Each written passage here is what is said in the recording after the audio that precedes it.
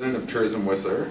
The position is responsible for overseeing the leisure and conference services team for the organization of Coast Mountain Reservations, which provides call center and online booking engines Tourism Whistler. The role as Vice President, Goodwin oversees 35 employees in 4 divisions.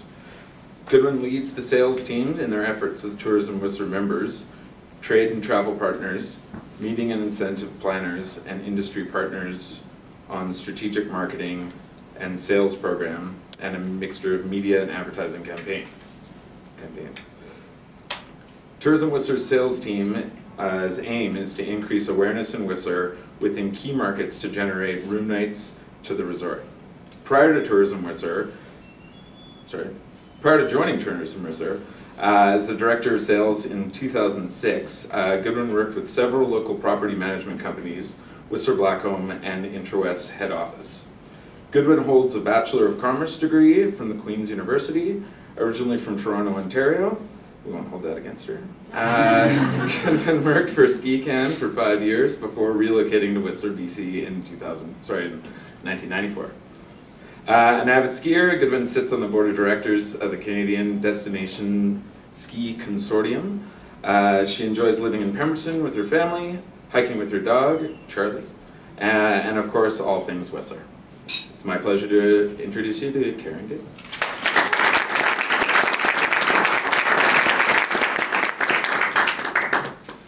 Thank you. Just loading a PowerPoint, because I lose my way if I don't have things to show you.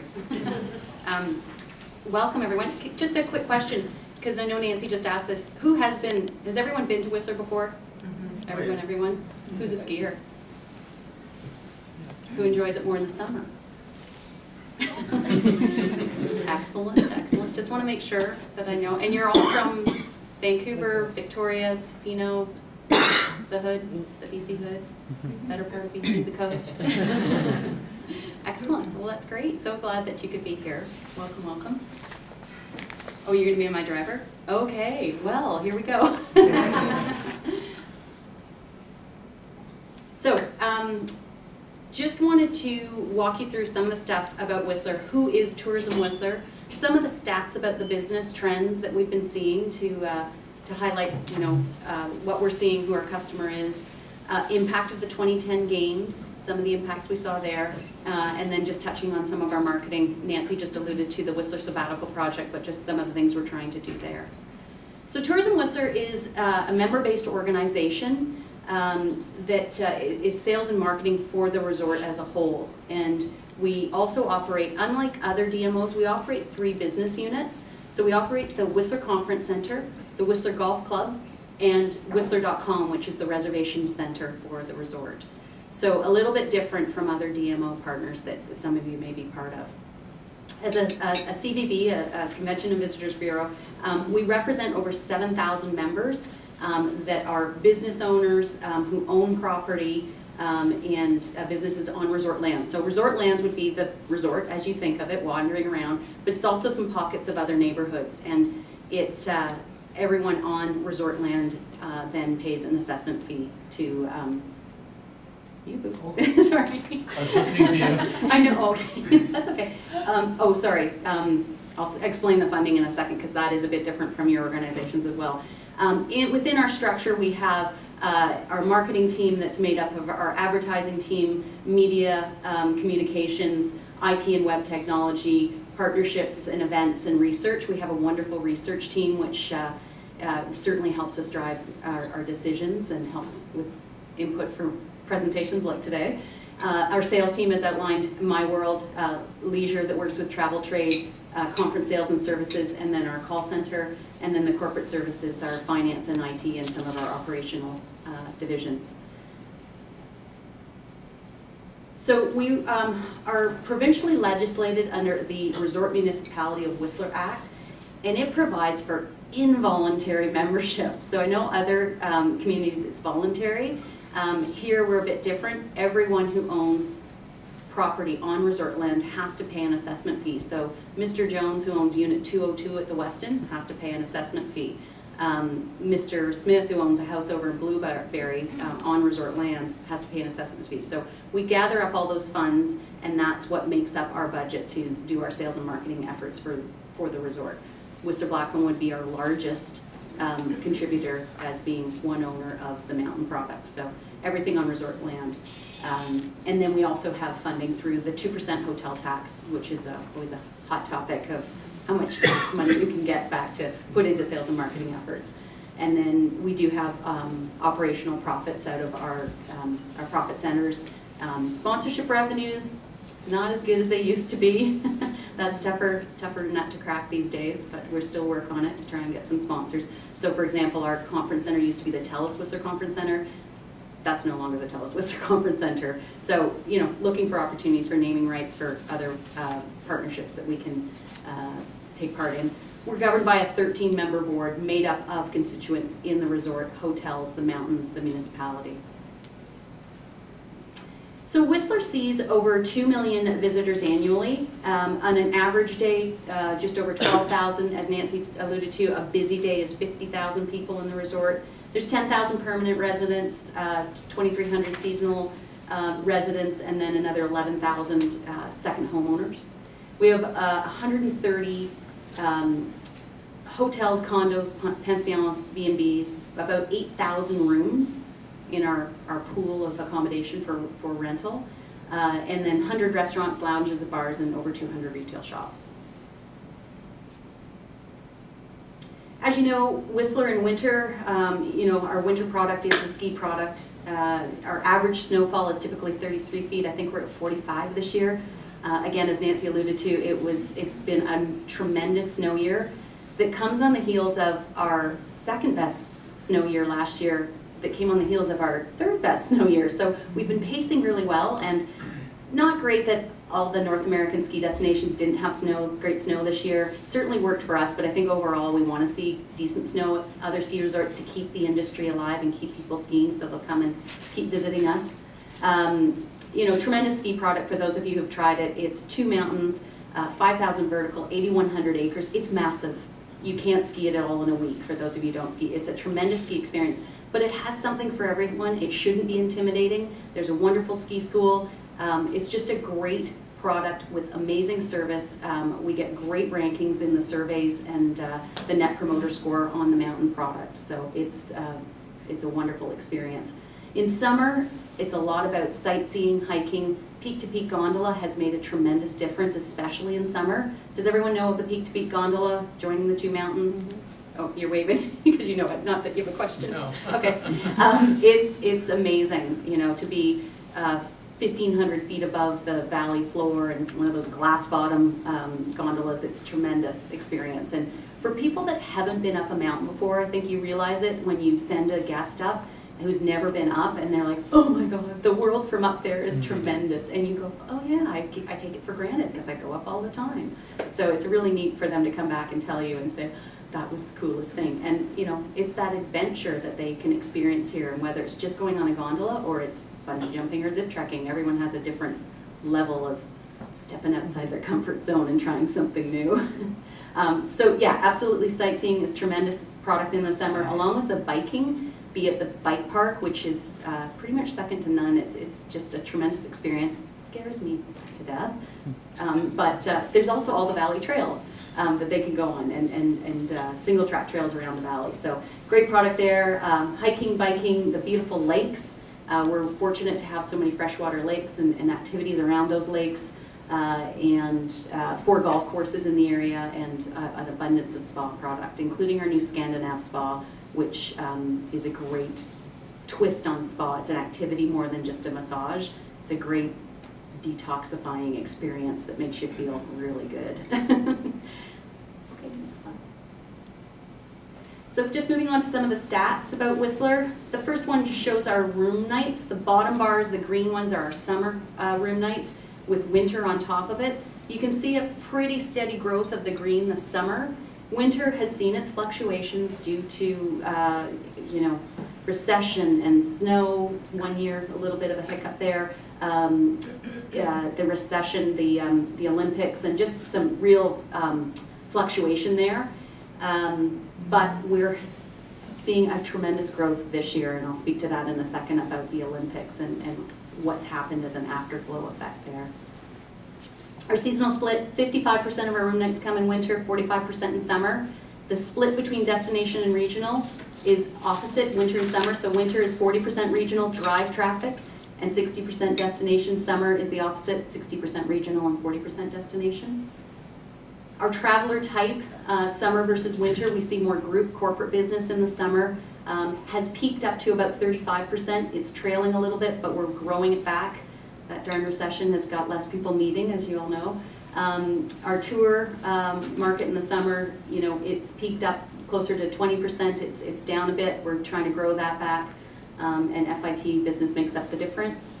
In the winter, we see the opposite with group and tour. And again, we've seen, you know, last winter we saw 19-20% in tour. We know it's probably up close to 30% this year. We saw a real rebound after the Olympics. It just has a little bit of a lag effect. So climbing our way back up there and starting to see a real pickup in group business. Just need to convert those leads.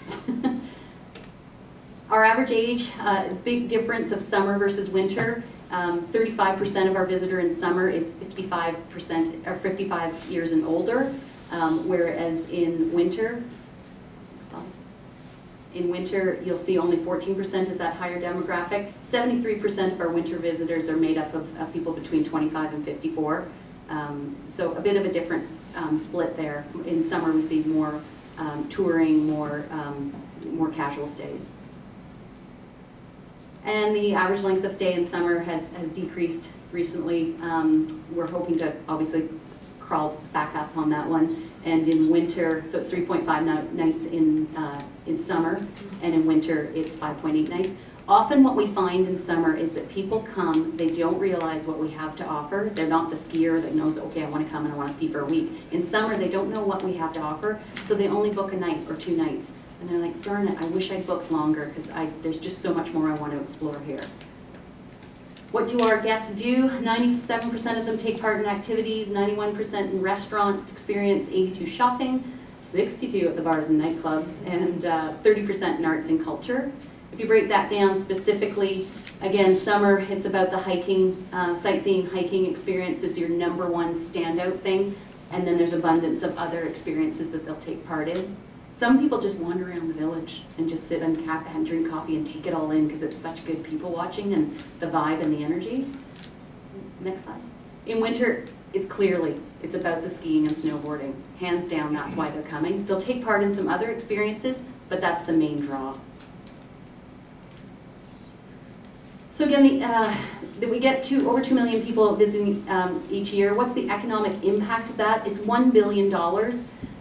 In tourism spending, about 10% of BC's total tourism spending, so it's very significant. It's over 21,000 full-time equivalent jobs, and our contribution from taxes is significant at both the federal and BC level of government, and then our own municipal government. We do contribute a significant portion of the taxes, which is positive. Moving on to the impact of the wonderful Olympic Games, which I hope you all got to take part in or watch a ton of, and we lived, eat, and breathed it for 17 days, and I got to host clients and run around like a mad woman for 17 days. It was so much fun. Great experience, great media awareness. Obviously, 3 billion eyeballs around the world watching Whistler and Vancouver does wonders for business. Now, the lag effect on that, we didn't really see that kick into gear until this winter. And past destinations had told us it's going to be 18 to 24 months. So we certainly saw it this year. We're pacing up 18 to 20% in room nights this year, which is phenomenal. Now, it's a few things. It's not just the Olympics, but this Olympics afterglow would be a significant part of that. We got on people's wish list during the games, and then they actioned it. It just took a little bit of time to action it. So, of course, the economy is making it more challenging, but we're certainly seeing some great results this year. That impact, other destinations will tell you, will last you for 10 years. So hopefully the investment was worth it. I think so. Some wonderful legacies that have come out of the games, some great venues. Whistler Olympic Park which is in Callahan. That's where all the Nordic events took place. It's a great venue now. It's got a great day lodge, these wonderful trails. The rings are still up. They have kids races there now, and they put them on the podiums and play the Olympic music after the races. It's so cool. But a great activity. The Whistler Sliding Center, as Nancy talked about, I have not gone and done the bobsleigh or the luge. Have you? No, not yet. Oh, have you? And? Scary? Love it. Loved it? Okay. Yeah. I have to. Yeah. Have you? Yeah. Awesome. Oh, good. Okay. Well, there's some brave people in the room. You have to do it. I have to do it someday, or not. It's a wonderful, wonderful experience, and you can go out and just check it out on a daily. Just tour around. You don't have to do it, but you can watch other people do it. Whistler Olympic Plaza just opened last summer. That was the site of the nightly medal ceremonies. It's now this wonderful venue. Big park-like setting with a pavilion, concerts, green space for picnics. It's a wonderful addition to Whistler. Just love it. Employee housing, all the athletes' village became employee housing, which we much needed, and the Sea to Sky Highway, which is, for the most part, is fantastic. It means people can drive up and down one day much faster, so they stay for just the day. We need them to stay overnight. So it's wonderful. I'm glad the highway's done because we endured 6 years of construction. And then just a really neat thing, definite increase in awareness and interest in Whistler, but on the event side, we're seeing a lot more events knocking on our door. You're witnessing one of our long-standing events right now, the TELUS World Ski and Snowboard Festival, but new things like the Grand Fondo, Tough Mudder, the Whistler Relay. There's people want to come and have their events here that's got that prestige to say, I'm having my event in Whistler. And just moving on to our marketing quickly, I'll touch on just some of the things we focus on. Whistler's natural beauty are the pillars. Whistler's world class. It's vibrant, youthful. There's an energy you get from being here. It's genuine and welcoming is a really good one when we look at comparing ourselves to some of our U.S. friends.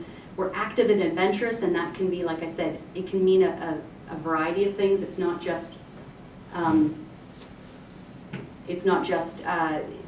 the extreme stuff, hucking it off a cliff, that type of thing. It's that you feel like you've had an adventure and reason to celebrate at the end of the day because you've done something outside your comfort zone.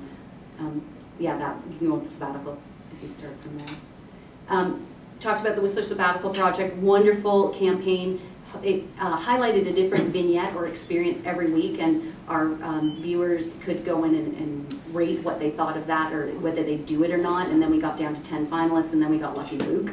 And Lucky Luke's awesome. This guy is full of energy. He just thinks he's won the lottery. He was here for a month, and he tried everything, and he knows everyone in town now. And he's just been amazing at telling all the visitors around him why he's there. So he's been, what a great choice. If you're going to do a marketing campaign, you pick someone like Lucky Luke because he's definitely expanded or leveraged that opportunity immensely. And he's from the UK, so I plan to use him a lot over in the UK too. So that's great. I just thought I'd touch on something that's really interesting. We just did some recent focus groups with various groups from the UK, Australia, and North America. And just some of the things that came out of that about why did these people choose Whistler. So just talking to the client themselves, because it shapes our marketing and what we think and what we're doing. So Whistler is on the bucket list. It's a bucket list destinations for skiers and snowboarders of all abilities. So whether you're hardcore or learning, you want to come to Whistler, you have to do it at least once in your life. It's the reliable snow, it's the size and variety of terrain, and the resort experience that make people want to come here. So apart from the skiing and riding, reliable snow is just so important to these people. If you look at how a Brit spends their winter, it's in the pouring rain. Australians, it's their summer and it's dry and drought, and they want to come here because it's the postcard. They want to be in that dream postcard that they picture with the lovely snow falling. They want to jump into that, and that's very consistent here, that they can get that experience. The variety and size of the terrain means that there's something for everyone in the family, which is really important. It's not all or none. And then the resort experience, it's this convenient and comfortable and easy to get around village. Everything is within a stone's throw of everything else. It really works out, convenient, don't have to get on a bus, that sort of thing. And then customer service is amazing, and that's where you guys come in big time. We're so well known. We just have the best customer service, and you're happy and you're genuinely pleased to help them, and that just goes a long way. It's talked about in these focus groups that is really something that makes us stand out. It's not as genuine in other places. People don't go out of their way or make you feel like you really care about making their holiday experience one of the best. And then I love this part at the end that everyone fits in at Whistler, whether you're wearing a $60,000 fur coat or a 60s out ski outfit. So we're quite accepting, whereas I think in other resorts you might have to have something a little more stylish or you get kicked out. Kidding. We're relatively easy to get to. You know, some people, this is made by people that have come. They've said we're relatively easy to get to. Others that don't come think we're too far and it's a hassle, and we need to overcome that barrier for sure. And then what's interesting at the end is people who come here think that there is a misperception that Whistler is unaffordable or pretentious. And again, we have to overcome that with people that haven't come, because once you come and experience it, they get it. They know why, you know, we've been rated #1, why people love this place, and it's on people's bucket lists. So that's all I'm gonna up to you. But I'm happy to answer any questions that you may have. That was a lot of info, but just trying to paint a picture. Yes? Hi, I'm Linda Lightner of Canada. I've been coming up here for years, but I noticed that we've been promoting a lot for the local people in Vancouver. Are there any more incentives that are coming up for us locals to keep us coming? You know what, on the incentive side for the locals, that's a big thing that Whistler Blackcomb takes part in. So we do sales and marketing, but so does our mountain friends, Whistler Blackcomb, with their Edge card, with some of the deals that you get through there. Absolutely. And then as well, when we have, you know, we did our summer concert series last year. We're trying to leverage that to let you know there's great things going on between those free concerts and the festivals that go on.